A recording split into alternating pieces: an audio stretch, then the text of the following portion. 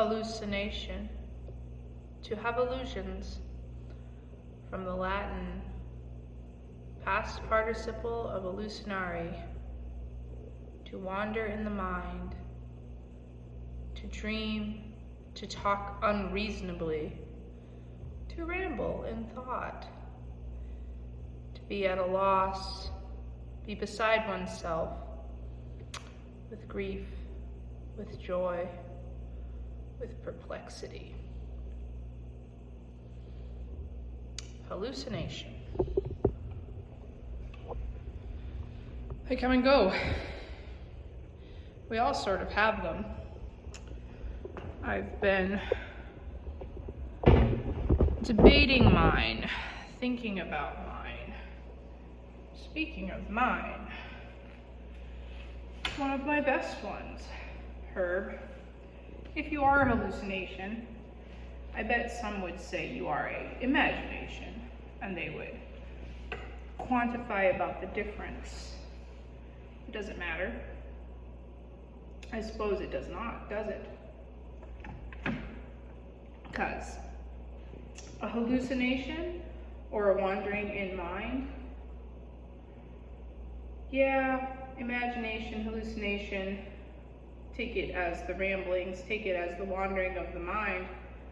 That's most of my YouTube. So, hello, I am Sally Jo Michelson Cooper. Welcome to the edge of my mind. Let's jump off. Now, you would have told me I hallucinate often. A few years ago, I would say, thank you, I try. That's a fun defense. But it's not that day, it's not that year. I don't have the same associates, I don't have the same goals. I see frames.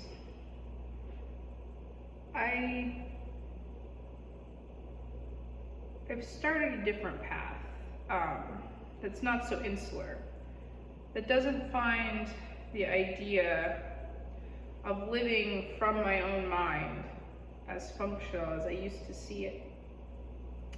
So I have to come to terms with what are my hallucinations. When you live alone, when you live by yourself, a lot of your world is a hallucination. Because to escape a hallucination, a rumination, to escape mere ramblings, you need to come in contact with reality.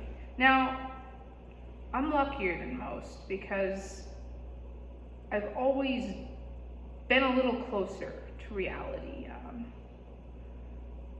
My folks put me in good relationship with nature at a very early age. So, death and fear and storms, I knew those things. I went to funerals. I raised things. I grew plants. So to some extent, I've never hallucinated as much as most. But, when it comes to people, I was interacting more with what I thought people were than myself. And the trouble is, when you do that, as we have come to experience, I was interacting more with what I thought of myself than perhaps what I was. Because you see, without that impasse of the vision of others, your experience of yourself is also a hallucination. And that's unfortunate because the hothouse flower grows frail. So if you think about it, without any resistance, you're weak and you're useless.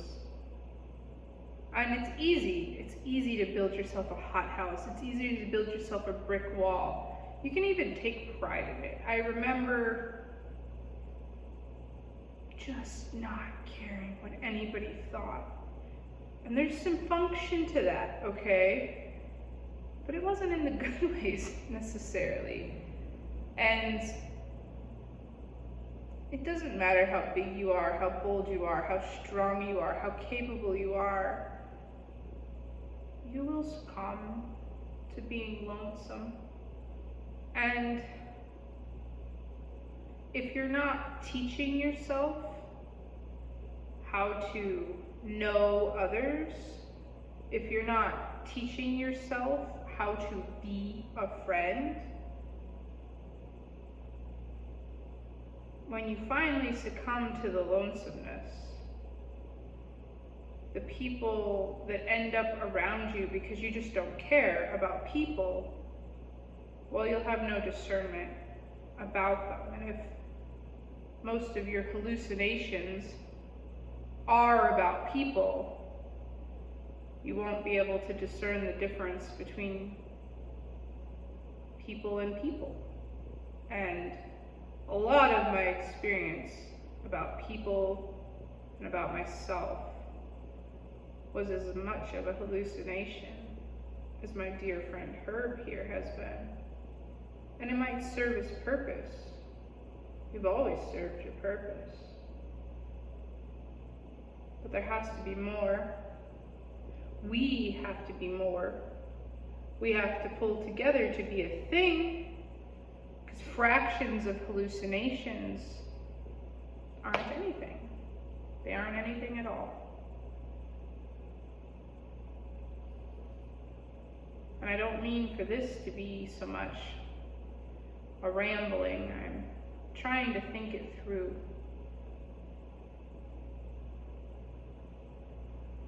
I'm going to shift.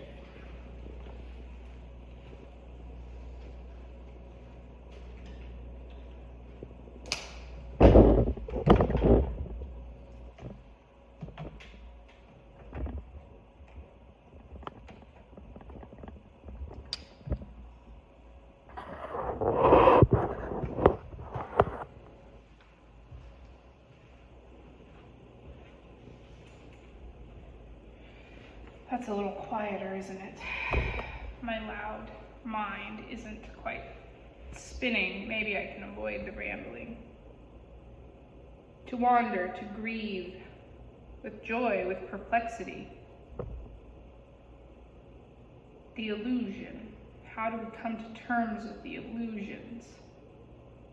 We have to have them. We have to have models, we have to have frames, we have to visualize the platonic. And I enjoy them. I enjoy these illusions. I mean, I am a vessel of the illusions. That is art, that is creation, that is narrative and myth.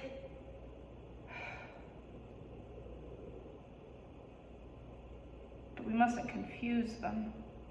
We must see them for what they are. We shouldn't imagine that we can shape the cave itself.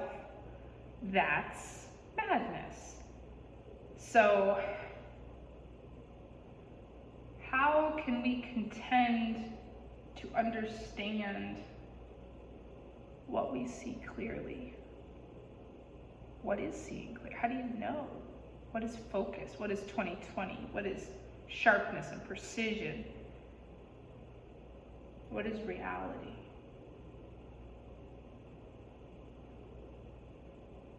Reality. The reality of experience, Peterson would say, like, the first reality is pain. And that might be right, because when people come to tell you that your illusions are false and that your world's unreal, and people pick the petals off of the flower in your mind, it hurts. It's uncomfortable.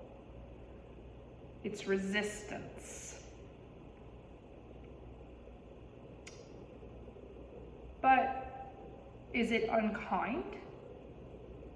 It's not comfortable. But is it unkind? Because it seems like it would be much crueler to leave the delusion lie, to let you keep on eating the poison that you grew in your own mind, just let you keep eating moldy bread, because the illusion that you can keep false dreams forever, I think that's a lot like the illusion that you can keep eating moldy bread. Might get you for a little while, but it's gonna make you sick, and it's much better for someone to come by and tell you you have no bread.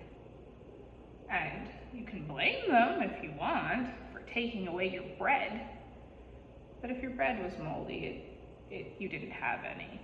And yeah, man, I was so, I still am to some extent. I've been so proud of my ability to hallucinate.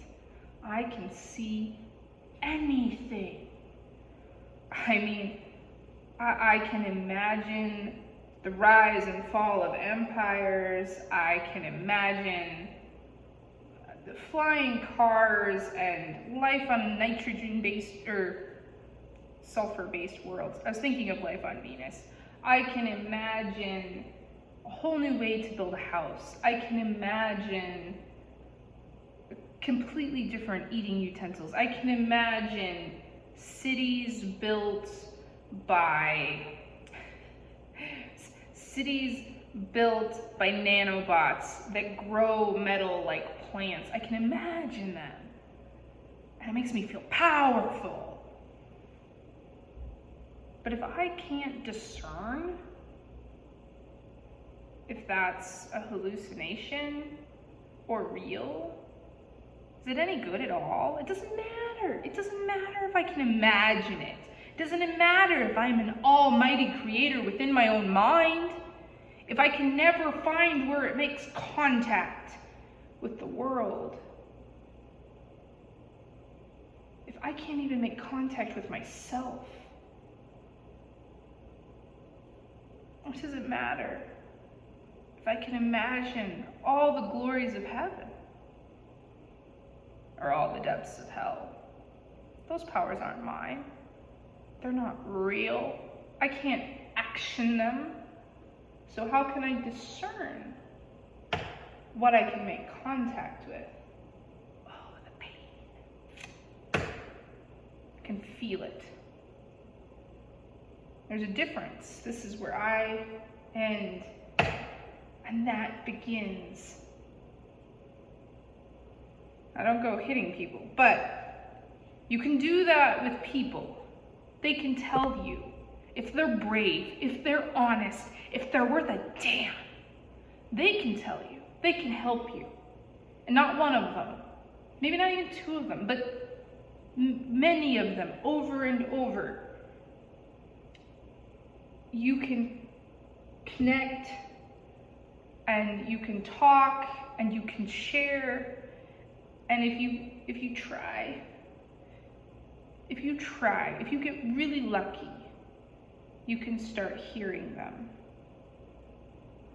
And that can help you. That can help you see a piece of the elephant. And you can see a piece and a piece and a piece, and it's gonna take a long time. And it doesn't happen overnight. I've been actively, for sure, pursuing what I termed truth from a very distinct day in 2010 to present. And I think it probably took me 5 years to even get in kind of the right direction. And I don't even feel like I'm halfway close. But I see it sometimes. I see little glimmers of it. I feel that thing Peterson talks about, where when you say something true, it pulls you together. Yeah, I recognize that right away. That was so exciting. That was such an exciting idea. If you say something really true, it pulls you together. Trouble is, I can say other stuff too. I can say stuff that's really fun, and it gives you a fake version of that. And you gotta pay attention to yourself to notice the difference. And sometimes you can't. And sometimes you have to let other people. And if you do let other people, then you can maybe discern your hallucinations. And if you get very, very lucky, maybe you can let them help you make use of your illusions, of your imagination, make use of your wandering in the mind. And that's the only cure for loneliness, because you can be a trans-dimensional being traveling to other planes of existence, but you will be alone. You will certainly be alone. But here, mitigated by the nature of this solid stuff, you have a chance, if you're humble enough, to let go of loneliness. And isn't that a blessing?